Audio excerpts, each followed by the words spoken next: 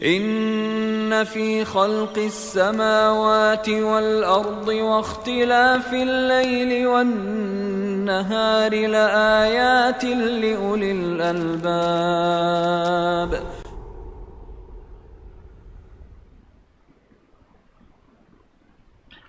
Bismillah. Assalamualaikum warahmatullahi wabarakatuh. Innal hamdalillah hamdan katsiran thayyiban barakan fih kama yuhibbu rabbuna wa yarda. Asyhadu an la ilaha illallah wahdahu la syarikalah wa asyhadu anna Muhammadan abduhu wa rasuluhu, amma ba'd. Kaifalukum ya ikhwah? Taib. Alhamdulillah, semoga antum sekalian, anak-anak sekalian sampai kelas 12 senantiasa diberikan kesehatan, diberikan keberkahan oleh Allah Subhanahu wa taala. Baik anak sekalian, kita berjumpa kembali dalam mata pelajaran kimia yang sebagaimana disampaikan sebelumnya bahwa kita mempelajari kimia ini adalah salah satu usaha kita. Selain untuk mempelajari bab-bab kimia, juga kita bertafakur terhadap tanda-tanda kebesaran Allah Subhanahu wa taala, tanda-tanda rububiyah Allah Subhanahu wa taala lewat mempelajari kimia ini, sehingga sedikit banyak kita bisa meningkatkan keimanan kita kepada Allah Subhanahu wa taala. Baik anak sekalian, kita lanjutkan mata pelajaran kimia kita, masih dalam pembahasan sistem koloid, dan sekarang adalah pertemuan terakhir dari pembahasan sistem koloid. Baik, kita lanjutkan. Nah, pada kesempatan hari ini kita akan membahas tentang bagaimana proses pembuatan dan manfaat dari sistem koloid. Ya, di proses pembuatan dan manfaat dari sistem koloid. Tujuan pembelajaran pada hari ini adalah yang pertama, memahami cara pembuatan sistem koloid. Di sini kita akan bahas dua cara pembuatan sistem koloid. Yang pertama adalah cara kondensasi, yang kedua adalah atau yang B adalah cara dispersi. Kemudian nanti pembahasan yang terakhir adalah tentang manfaat dari sistem koloid. Baik anak sekalian, yang pertama kita bahas cara pembuatan sistem koloid. Nah, sebagaimana sudah kita pahami bersama bahwa ukuran partikel koloid itu terletak antara partikel larutan, ya. Di sini larutan, ya, larutan sejati, dan partikel suspensi. Di sini larutannya lewat, ya. Jadi partikel larutan, ya, larutan sejati dan partikel suspensi, ya.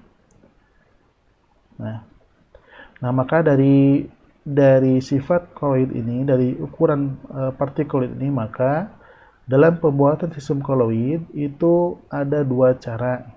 Yang pertama adalah sistem kondensasi, dan yang kedua adalah sistem atau cara dispersi. Ya. Apa bedanya? Baik, untuk koloid yang berasal dari larutan sejati, maka dibuat dengan cara kondensasi. Jadi, kondensasi ini adalah cara membuat koloid yang bahan bakunya, yang bahan awalnya berupa larutan sejati, ya. Adapun cara dispersi adalah cara di mana koloid yang berasal dari suspensi itu dibuat dengan cara dispersi, ya. Jadi kalau misalkan bahan awalnya atau materialnya yang akan dibuat koloid itu berupa suspensi, maka cara untuk membuat koloid dari suspensi tersebut ada dengan cara dispersi, ya. Jadi kalau larutan sejati itu dengan cara kondensasi untuk dirubah menjadi koloid, sedangkan suspensi untuk dirubah menjadi koloid itu dengan cara dispersi. Baik, kita akan jelaskan secara rinci dari cara kondensasi dan dispersi.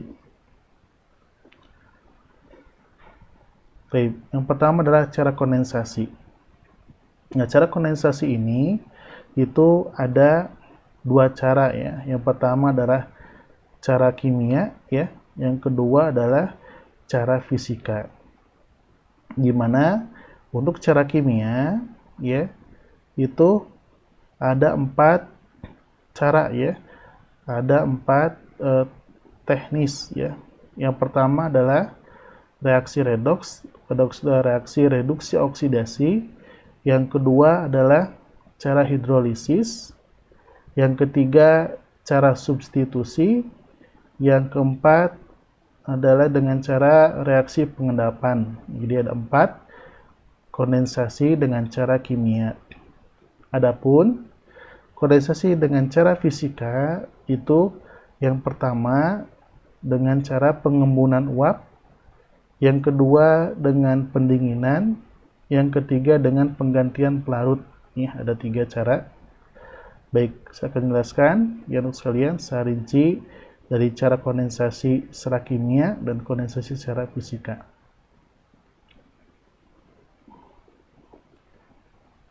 Baik, yang pertama kondensasi cara kimia. Ya, ingat bahwa kondensasi ini adalah cara pembuatan koloid kalau material awalnya berupa larutan sejati ya. Nah, yang pertama adalah cara kimia, yang pertama adalah reaksi redoks ya. Masih ingat ya tentang reaksi redoks. Redoks itu singkatan dari reduksi oksidasi ya. Jadi kalau reaksi redoks adalah reaksi yang disertai adanya perubahan bilangan oksidasi yang di dalamnya tentunya ada yang menjadi reduktor dan ada yang menjadi oksidator ya. Mudah-mudahan antum masih ingat ya. Nah, contohnya cara pembuatan koloid dengan reaksi redoks adalah pada pembuatan sol belerang dari reaksi antara hidrogen sulfida H2S dengan belerang dioksida ya, dengan larutan belerang dioksida. Itu dengan mengalirkan gas H2S hidrogen sulfida ke dalam larutan belerang dioksida ya, SO2. Ini reaksinya ya, dimana 2HS2 berupa fase gas ya, ditambah dengan SO2 berupa aqueous larutan, dia akan menghasilkan 2H2O air ya, dan plus 3S, S itu belerang. Inilah disebut dengan koloid ya, koloid belerang ya. Inilah reaksi redoks ya. Jadi di sini kita lihat untuk S ya. S berapa biloksnya? Kita lihat. Bilang oksidasinya adalah -2 ya. S ini adalah -2 ya untuk bilang oksidasinya ya. Sedangkan S yang di sini berapa biloksnya? 0 ya. Nah, berarti S ini mengalami perubahan bilangan oksidasi. Makanya reaksi adalah H2S dengan SO2 ini disebut sebagai reaksi redoks ya. Baik anak sekalian, cara yang kedua dari kondensasi dengan cara kimia adalah hidrolisis ya. Nah, hidrolisis ini artinya adalah reaksi kimia ya, atau reaksi kimia suatu zat dengan air ya, dengan air. Jadi reaksi kimia plus H2O ya. Nah, contohnya adalah pada pembuatan sol besi 3 hidroksida ya, dari hidrolisis besi 3 klorida. Nah, apabila ke dalam air mendidih ya, mendidih gitu ya, di kira-kira suhunya 100 derajat Celcius ya, ditambahkan larutan besi 3 klorida, maka akan terbentuk ya sol besi 3 hidroksida. Kita lihat reaksi di sini ya. Ini FeCl3 ditambah H2O, ini adalah tanda reaksi hidrolisis ya, ada H2O menghasilkan FeOH 3 kali ditambah 3HCl ya. Nah, sebagai koloidnya adalah FeOH 3 kali atau besi 3 hidroksida. Ini adalah cara hidrolisis. Baik, kita lanjutkan. Nah, cara yang ketiga dari kondensasi dengan cara kimia adalah substitusi. Substitusi adalah pemindahan atau penggantian ya. Nah, dibuat dengan cara pemindahan atau penggantian ion dari suatu senyawa ya. Contoh misalkan di sini adalah pada pembuatan ya sol AS2S3 ya, di mana AS2S3 ini berupa larutan ya, dialirkan ke dalamnya adalah gas H2S, maka akan dihasilkan AS2S3 solid ya ditambah dengan H2O. Nah, ini ya, ini sebagai koloidnya ya. Atau contoh yang lain adalah pada pembuatan sol belerang. Di sini ada Na2 S2O3 larutan ya, ditambah dengan atau direaksikan dengan asam klorida, maka dia menghasilkan ya natrium klorida NaCl ya, larutan natrium klorida, ditambah H2O2 hidrogen peroksida, ditambah dengan es atau belerang. Ini yang dimaksud dengan koloid dalam hal ini ya, gitu. Jadi kita lihat misalkan ya kenapa disebut substitusi ya, di sini ya. Misalkan Na ya, Na ini bereaksi dengan Cl ya, kemudian S-nya dia berpindah menjadi apa? Pindah menjadi satu atom tersendiri ya, seperti itu. Atau juga di sini bisa lihat ya, ini AS2 ya berpindah bersenyawa dengan S ya, dengan sulfidanya berpindah, sedangkan H-nya dengan S-nya ya, disebut dengan penggantian atau pemindahan. Jadi pemindahan ion atau atom antara senyawa ya, disebut dengan reaksi substitusi. Baik, yang keempat adalah kondensasi dengan cara kimia, ada reaksi pengendapan, yaitu cara ini dilakukan dengan cara mencampurkan dua macam larutan elektrolit ya, hingga menghasilkan endapan yang berukuran koloid ya. Jadi asalnya larutan sejati ya, tapi dia bersifat elektrolit ya. Kemudian dicampurkan ya, maka hasil pencampuran dua larutan elektrolit tersebut itu menghasilkan endapan, dan endapan ini berukuran partikel koloid ya.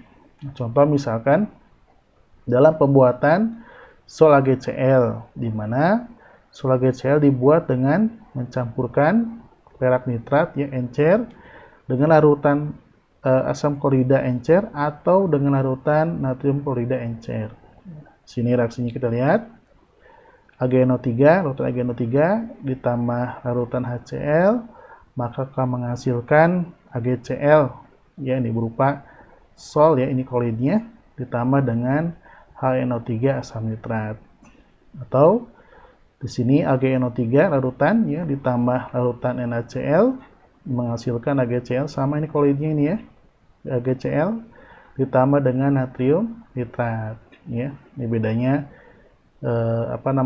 produk selain AgCl ya. Kalau dengan HCl menghasilkan HNO3, kalau dengan NaCl menghasilkan NaNO3. Tapi sama-sama dia menghasilkan koloid sol AgCl ya. Inilah reaksi pengendapan ya. Baik, itu 4 cara kondensasi dengan cara kimia. Kita lanjutkan kepada kondensasi dengan cara fisika ya. Nah, digunakan untuk membuat koloid dengan cara merubah larutan sejati menjadi partikel koloid. Di sini dengan cara fisika ya, berarti tidak melibatkan reaksi kimia, tapi menggunakan cara fisika ya, perubahan fisik ya. Nah, contoh di sini ada 3 ya, ada 3 cara. Pertama adalah pengembunan uap. Itu cara pengembunan uap ini diterapkan pada pembuatan soraksa ya, atau Hg ya. Kemudian pendinginan, yaitu suatu koloid dapat dibuat melalui proses pendinginan. Tujuannya adalah untuk menggumpalkan ya suatu larutan ya, jadi digumpalkan larutannya sehingga menjadi partikel koloid ya. Kenapa bisa seperti ini? Karena kita tahu bahwa kelarutan suatu zat ya itu sebanding dengan suhu ya. Biasanya semakin tinggi suhu semakin larut, semakin rendah suhu maka semakin tidak larut ya. Dan pendinginannya membuat ion-ion itu menggumpal ya atau mengendap sebagian, maka menjadi partikel koloid. Contoh di sini dalam pembuatan es krim ya, itu pembuatan es krim ini termasuk koloid, contoh koloid. Kemudian sekalian, cara yang ketiga dari cara fisika ya, itu adalah penggantian pelarut ya atau solvent ya. Kita tahu bahwa larutan itu terdiri dari zat terlarut dan pelarut ya. Jadi zat larutnya tetap, nah kita ganti pelarutnya ya, penggantian pelarut. Contoh misalkan sini digunakan untuk mempermudah pembuatan koloid yang tidak dapat larut dalam pelarut tertentu ya. Misalnya pada pembuatan sol belerang, di mana belerang suka larut dalam medium air, karena itu air diganti dengan alkohol ya. Jadi belerang suka larut dalam medium air, air diganti dengan alkohol. Maka setelah sol belerang ini diganti pelarutnya asalnya air menjadi alkohol, maka akan terbentuk sol belerang ya. Itu adalah cara fisika ya untuk proses kondensasi ya. Jadi pengembunan uap, pendinginan, dan penggantian larut. Baik, anak sekalian, Sandi kelas 12 yang semoga dimuliakan Subhanahu wa Ta'ala, kita lanjutkan. Nah, sekarang kita ke cara pembuatan sistem koloid dengan cara dispersi ya, yaitu kita kalau materialnya berupa suspensi, maka untuk merubah suspensi menjadi koloid adalah dengan cara dispersi. Nah, bagaimana caranya? Nah, dengan cara dispersi ini ya, partikel ya kasar kan suspensi itu kasar ya. Kenapa disebut kasar? Karena memang ukuran partikelnya besar ya, melebihi ukuran partikel koloid. Itu dipecah menjadi partikeloid. Dipecah itu ukurannya dibuat menjadi kecil-kecil ya, menjadi partikel koloid ya. Dan cara dispersi ini dapat dilakukan dengan 4 cara. Yang pertama dengan mekanik ya, yang kedua dengan homogenisasi, yang ketiga dengan loncatan bunga listrik atau busur Bredig, kemudian dengan peptisasi. Di sini bukan peptasi ya, tapi peptisasi ya. Ini peptisasi ya. Baik, lanjutkan. Kita uraikan satu-satu ya.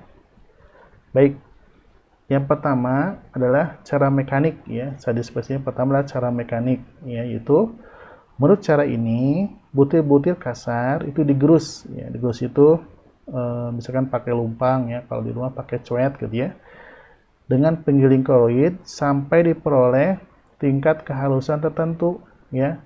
Kemudian diaduk dengan medium dispersi. Contoh misalkan di sini sol belerang ya. Sol belerang dapat dibuat dengan menggerus serbuk belerang bersama-sama dengan suatu inert ya. Inert itu zat yang sukar bereaksi ya.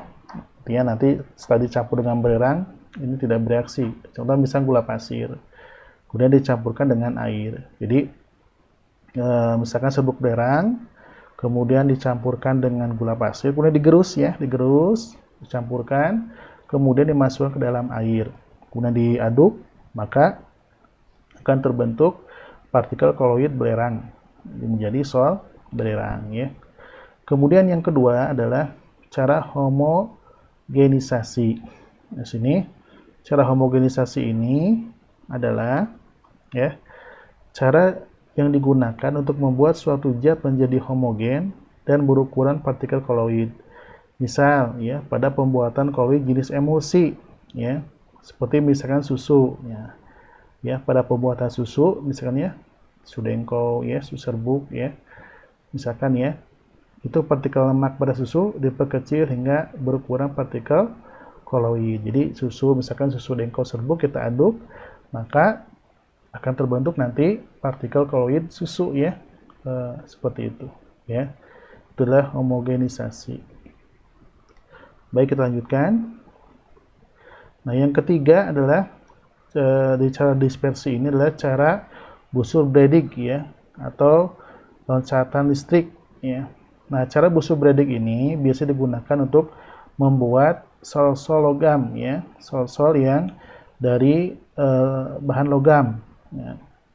Di mana logam yang akan dijadikan koloid itu digunakan sebagai elektroda ya, yang dicelupkan dalam medium dispersi.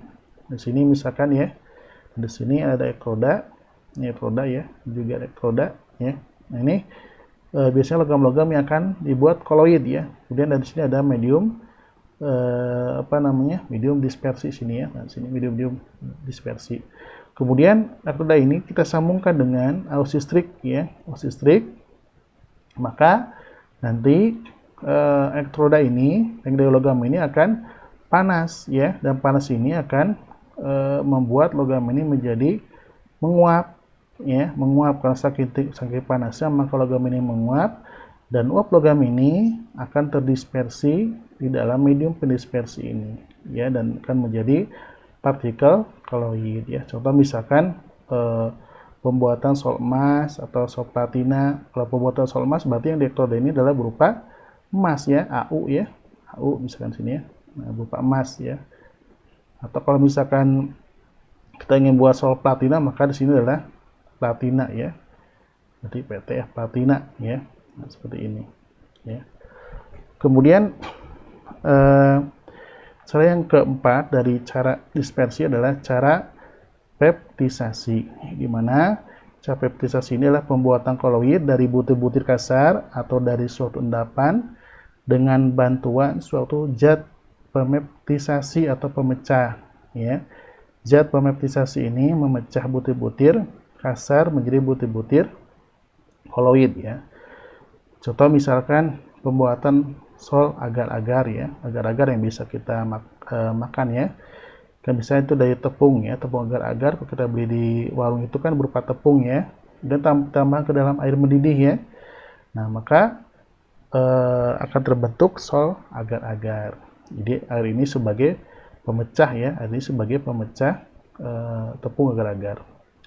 Kemudian juga pembuatan sol gelatin yang dipeptisasi oleh molekul air ya. Ini adalah cara dari peptisasi ya. Jadi pembuatan koloid dengan pemecah ya, zat pemeptisasi. Baik, kita lanjutkan ya. Nah, poin yang kedua yang kita bahas pada hari ini adalah manfaat dan kegunaan sistem koloid. Nah, contoh misalkan di sini kita memanfaatkan sifat absorpsi. Ini sudah kita bahas ya, apa itu sifat absorpsi pada pertemuan sebelumnya. Sifat absorpsi dari partikel dapat dimanfaatkan untuk pertama adalah untuk penjernihan air ya. Penjernihan air yang kotor itu dengan menggunakan tawas ya. Dengan tawas pada air sungai, maka kalau kita masukkan tawas ke dalam air, maka terbentuk koloid aluminium 3 hidroksida ya. Ini akan mengabsorpsi, akan mengikat, menyerap pengotor dalam air ya. Kemudian penghilang bau badan ya. Contoh misalkan produk roll-on deodoran ya, misalkan Rexona ya, dan lain sebagainya. Itu dia mengandung aluminium stearat ya. Aluminium stearat inilah yang sebagai absorben ya, atau yang mengikat ya keringat yang menyebabkan bau badan ya. Kemudian contoh yang ketiga adalah penggunaan norit ya. Obat norit ini mengandung arang aktif ya. Arang aktif ini akan menyerap berbagai racun, akan mengabsorb berbagai racun dalam usus ya, sehingga bisa mengurangi ya gangguan pada usus. Kemudian manfaat yang lainnya dari koloid ini adalah pada gas-gas ya atau asap di pabrik ya. Dengan adanya sistem koloid ini, maka ya gas-gas di pabrik ini akan bebas dari asap yang membahayakan ya. Di sini misalkan asap di pabrik ini akan kepada ujung-ujung logam yang tajam ya, bermuatan pada tegangan tinggi ya. Jadi ada tegangan tinggi, kemudian ion tersebut akan diabsorb oleh partikel asap dan menjadi bermuatan. Ya, selanjutnya partikel bermuatan itu akan tertarik dan diikat pada elektroda yang lainnya. Kenapa kata ini banyak digunakan untuk industri untuk dua tujuan, ya, mencegah udara oleh buangan beracun, ya, asap-asap beracun, dan juga memperoleh kembali debu yang berharga seperti misalkan debu-debu logam. Di sini ya. Ini adalah cerobong ya, biasanya pada pabrik-pabrik dihubungkan dengan arus tegangan tinggi ya, sehingga dia bisa mengikat ya, mengabsorb ya gas-gas yang beracun atau juga gas-gas yang masih bisa bermanfaat. Baik, lanjutkan. Kemudian juga manfaat dari kegunaan subkoloid yang lain adalah pada proses pencucian darah ya, bagi seseorang yang qadarullah dia memiliki gagal ginjal ya, gagal ginjal, maka biasa dia cuci darah. Nah, sini proses pencucian darah ini menggunakan sistem koloid. Jadi mana terlihat jelas ya bahwa ion-ion sini ya, bahwa ion-ion pengganggu keluar dari sistem koloid. Si koloid ini kan darah ya, darah. Jadi ion-ion pengganggu yang ada pada koloid berupa darah ini akan hanyut dalam air yang mengalir, sehingga sistem koloid atau darah itu sudah bebas dari ion pengganggu sehingga tetap stabil. Jadi diabsorb ya. Jadi pengganggu dalam darah atau kotoran dalam darah diabsorb ya, sehingga darah terbebas dari kotoran ya. Kemudian manfaat dan gunaan subkoloid yang lain adalah pada pencelupan tekstil digunakan zat koloid ya untuk mempermudah pemberian warna ya, atau juga dalam cat emulsi ya, cat tembok ya, emulsi ya, atau juga pada emulsi fotografi termasuk koloid pengoto yang tidak tercampur dengan air, atau pada contoh yang lain adalah pada kosmetik biasanya itu berupa hand body atau body lotion dan hand cream ya, itulah contoh dari koloid ya. Baik teman sekalian, itu barangkali ya yang bisa saya sampaikan pada hari ini. Dengan berakhirnya pembelajaran hari ini, maka dari pula pembahasan materi tentang sistem koloid, kita memohon kepada Subhanahu wa taala mudah-mudahan ilmu yang kita mudahkan ya, dimudahkan oleh Allah dalam memahami ilmu, dan juga ilmu yang kita pelajari bisa menjadi bermanfaat ya. Syukur jazakumullah khairan atas perhatian antum.